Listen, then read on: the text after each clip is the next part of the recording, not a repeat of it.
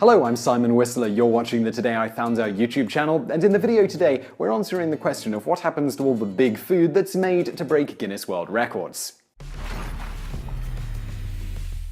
According to Guinness World Records, the de facto authority on world record breaking, this is one of the most common questions they're asked, alongside what record is broken the most often, the heaviest lifted object with glue according to them, and who holds the most Guinness World Record titles, Ashrita Furman with 125 records at last count.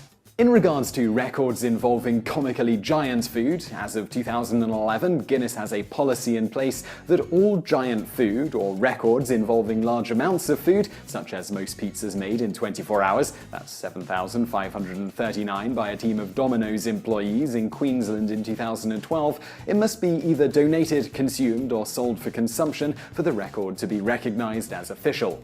This stipulation was put in place for a number of reasons, but mostly was added to prevent such a large amount of food going to waste, something Guinness was being criticized for encouraging. Guinness allows those attempting records to choose between selling or donating giant food in acknowledgement of the fact that such records often require a considerable amount of money, and the option of selling it allows some of that money to be recouped. A second and perhaps less obvious reason for this particular stipulation is that it means the food produced, whatever that may be, has to be edible, making it much harder to break some of these giant food records. For example, when a company called Juicy's Outlaw Grill attempted to create a record-breaking 770-pound burger in 2011, their initial attempt failed when they were unable to cook the 600-pound beef patty they'd made all the way through, meaning the entire burger could not be eaten, and therefore they were unable to fulfill all of Guinness's stipulations to a satisfactory degree, even though they technically did make a 770-pound burger. The company did eventually succeed at breaking the world record, and now holds the record for selling the largest commercially available hamburger in the world. The price, a mere $5,000 for over 1 million calories of burgery goodness, give or take, depending on the fat content.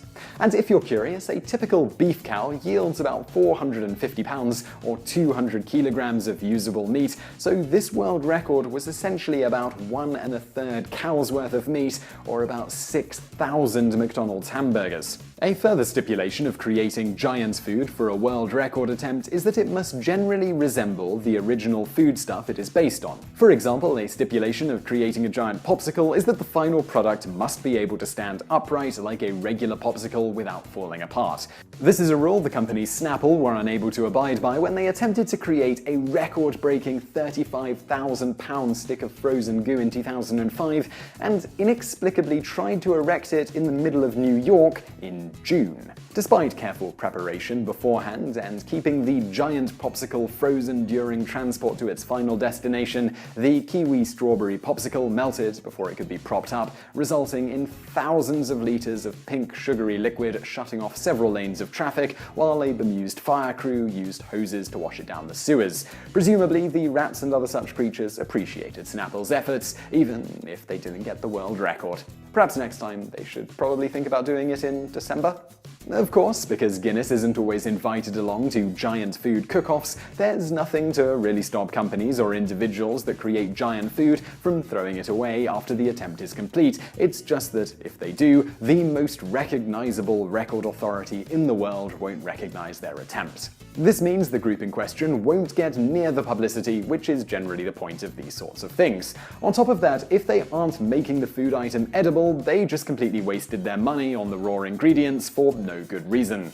Needless to say, officials from Guinness are often invited to such events, and even when not, the food item is generally meant to be eaten after. And now for a random bonus fact. Ostriches don't hide their heads in the sand. In fact, they can run as fast as 45 miles per hour and sustain long-distance running of about 30 miles per hour. They are also very maneuverable, using their wings to help rapidly change direction. Any predators they can't outrun, they can often kill with their powerful kicks and huge claw-like hoof on each foot. Why they have a reputation for hiding their heads in the sand is that they have incredible hearing and vision and usually spot predators before the predators spot them. When this happens, they often lay as flat as possible against the ground to attempt to just look like a mound of dirt in the distance. So I really hope you found that video interesting. If you did, please do give us a thumbs up below and don't forget to subscribe if you haven't already. Also, over there on the right, do check out some of our other videos, and thank you for watching.